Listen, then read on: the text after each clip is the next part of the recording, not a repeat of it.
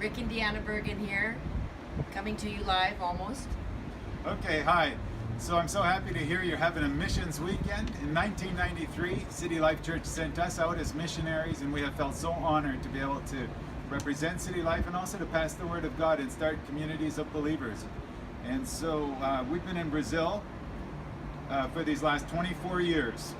The first couple of years, what our job was to learn Portuguese and to learn about the Brazilian culture. In 1996, we moved to the Xingu to start a mission and also to start a church planting movement. Back then, our goal was to start a church planting movement that would reach to 1,000 churches, and then we were going to see what God calls us to next, or next steps. In 2003, by that time, several missionaries had joined the team. The churches were growing. We had a Brazilian team that was really dedicated, that we were working with. And I started a neighborhood Bible study. Jesus says, be kind to the poor and love those who can't love you back. And so I just started this study with some of the guys from our neighborhood.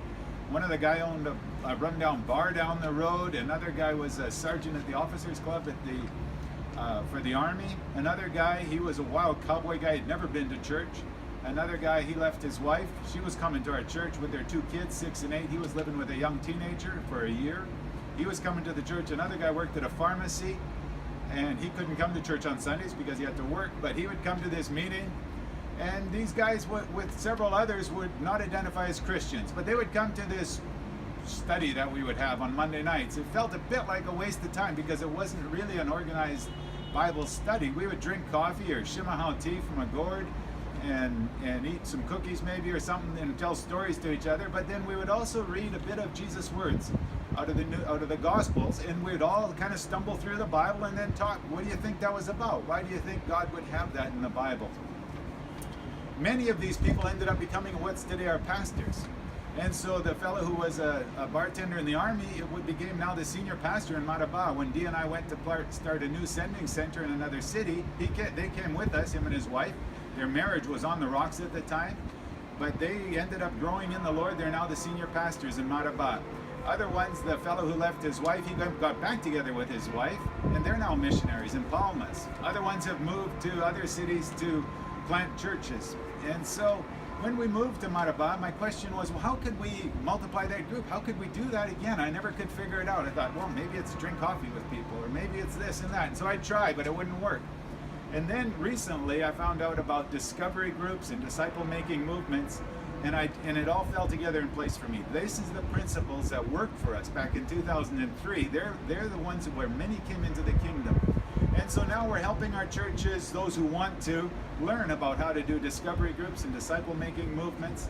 The Vineyard Church in Brazil is now at 42 churches, 55 church plants, and 6 in the adoption process. And this is in the whole country now. So we're talking many teams have come, many missionaries have come to help. Many Brazilians, dedicated people who love Jesus, are sacrificially working to make this all work. So it's a large team effort.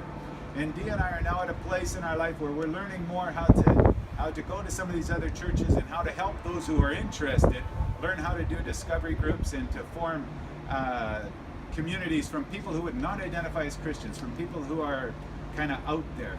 And yeah, so that's our goal right now, is to keep working with our churches to reach towards 1,000 churches, and who knows, to see what God has in store next. So thank you again for sending us to plant churches. We are completely convinced the best way to help the poor in the world is to start godly, vibrant, Jesus-obeying churches in their midst, because they'll last for generations. The single moms can find a place to have a family to help with their kids.